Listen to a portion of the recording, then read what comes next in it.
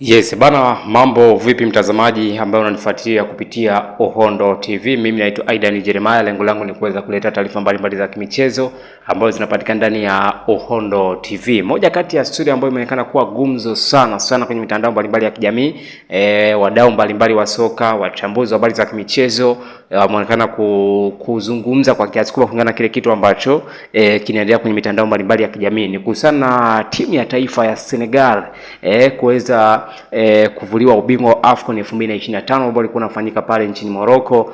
Lakini pia tunafahamu kwamba rais wa shirikisho la mpira wa miguu barani Afrika Patrice Motsepe, namna ambavyo alikuwa anazungumza zaidi. Gianni Infantino pia rais wa FIFA, namna ambavyo alikuwa anazungumza zaidi kwa kiasi kulingana kile kitu ambacho kilifanyika kwa timu ya taifa ya Morocco kuweza kupewa ubingwa, lakini pia timu ya taifa ya Senegal kuweza kuvuliwa ubingwa wa michuano ya AFCON 2025 ambayo ilikuwa inafanyika pale nchini Morocco. Ikumbukwe timu ya taifa ya Senegal ilifanikiwa kuweza kupata ushindi wa goli 1-0 kwenye mchezo wa finali dhidi ya timu ya taifa ya Morocco na kuweza kuchukua ubingwa wa AFCON 2025 pale ambao ulikuwa unafanyika nchini Morocco. Sasa nimeona niweze kupitisha kwenye analysis au kwenye uchambuzi kulingana na kile kitu ambacho kinazungumzwa. Sasa baada ya ile vurugu ambayo imekuwa inaendelea sana kwenye mitandao mbalimbali ya kijamii, wapo ambao wanasema kwamba Senegal maybe wamegangania ile kombe kuwepo kwenye timu ya taifa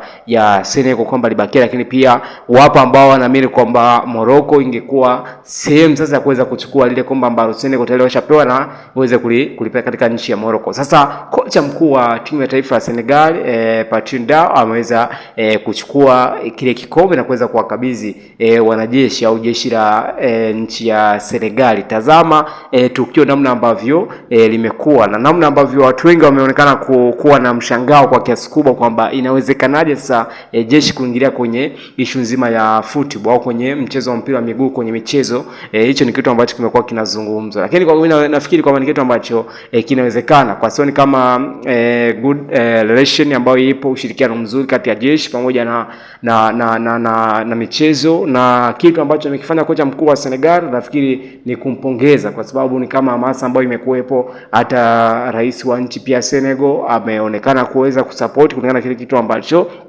kilifanyika. Kwa hiyo kwangu mimi nafikiri sio maajabu makubwa au sio kama mshangao mkubwa namna ambavyo watu mbalimbali wanazungumza kwenye mitandao mbalimbali ya kijamii kulingana na kile kitu ambacho kimekuwepo. Lakini kwa Senegal nafikiri ni kama motisha ambao wanaipata za kutoka kwa viongozi tofauti kwa kiasi kikubwa. Lakini ili kombe nafikiri hata Senegal na wenyewe, hata wadau mbalimbali wa soka, wachambuzi pia mashabiki walikuwa wanatamani kwamba Senegal iweze kuchukua ubingwa, na namna ambavyo walikuwa wanatamani tamaa ambazo walikuwa nazo ni kweli Senegal ikafanikiwa kuweza kuchukua ubingwa. Endelea kuifuatilia Uhondo TV ili uweze kwanza kupata taarifa mbalimbali za michezo. Lakini pia kwenye maoni unaweza ukaniandikia kwamba hiki kitu ambacho kimefanyika, je, unaona kocha mkuu wa Senegal kwa kile ambacho amekifanya kwa jeshi la Senegal kuweza kuwakabidhi lile kombe au kikombe, je, ni sahihi au sio sahihi? Tukutane kwenye comment na maoni hapa, uweze kuniandikia maoni yako kulingana na kile kitu ambacho